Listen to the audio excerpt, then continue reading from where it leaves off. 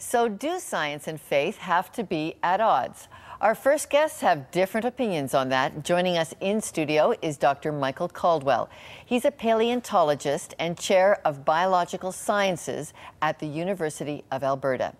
And from Alberta, his friend and colleague, Denis Lamoureux, professor of science and religion at St. Joseph's College at the University of Alberta. Welcome, Denis. And welcome, Michael. Thank you. Thank you. All right, Michael, let's start with you. Do science and faith have to be at odds? No. It's an extremely simple answer to give. And I'll repeat it because it's so simple. The answer is no, they do not. And the reason that they don't, from my point of view, is that they are actually intended in their origins to address very different sorts of questions.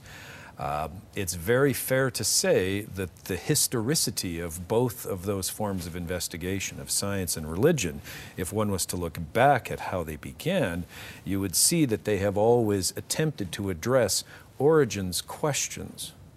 But those origins of a something question, that the way science approaches it as opposed to the way that religion approaches it, have never intended to cross paths. But they have because they are easily confused and conflated.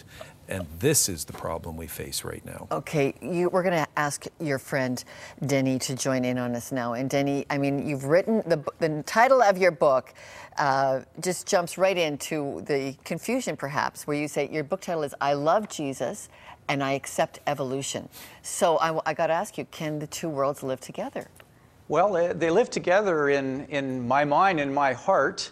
When it comes to science, I simply study nature, the book of nature, if you wish, God's book of nature. And when I study the scriptures, the book of God's words, I study the book of God's words. And so they're two different books with different intentionalities. Nature is for us to examine in terms of how it works. Scripture tells us who's behind it all, I believe the Creator, and how to relate to the Creator. Okay, so let's look specifically at the question of evolution because it is one of the hot button issues. An Angus Reid poll just last August found 22% of Canadians believe God created human beings in their present form. In Alberta, where both you professors are from, support for that view stands at 40%. Is there anything wrong with that perspective? Denis, let's start with you. Well, when you say, is there anything wrong with it, there's a number of different approaches to this issue of origins. 30 years ago, I would have embraced the view that, the world is 6,000 years old.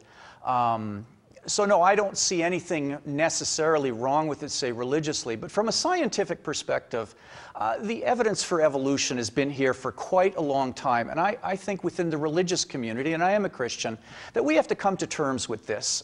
There is a very clear data set pointing to evolution. I don't think it has to undermine faith whatsoever. I see the Lord behind the evolutionary process. Okay. Michael, let's go to you because you work in a province where it is 40% of the population do believe in the created being of human as it is disguised, or sorry, one more time, let's ask that question again, not disguised. Michael, let's take this one to you. You work in a province where 40% of the people believe the creation account that is written in the Bible.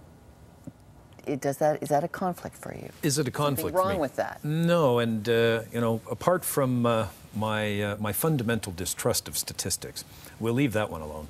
That's a debate for another day. I can only, in the first instance, think to my gut response about the province of Alberta. On that account alone, it has to be a land of contrasts, Lorna. Because the University of Alberta, the University of Calgary, the Tyrrell Museum, the Dinosaur Provincial Park Field Research Station, and an endless list of paleontologists and evolutionary biologists, the concentration of which we don't see anywhere else in the country, seems also to be supported in this same province where 40% of the population, if the survey is correct, don't hold evolution as some sort of world view about the origins of living and natural things on this planet. So, there it is, a bit of a contrast. But in broader terms, how does the question of evolution play out for people more broadly speaking, I think that maybe the Alberta example is a perfectly fine example of how it does play out. That there is an understanding that the natural world has a story to tell. And even though people may find themselves personally, and in this case very obviously spiritually, in conflict with the origin story that sometimes the natural world gives us as an exemplar of how it all happened, I think the fact that we can hold these two things in tension is actually very important.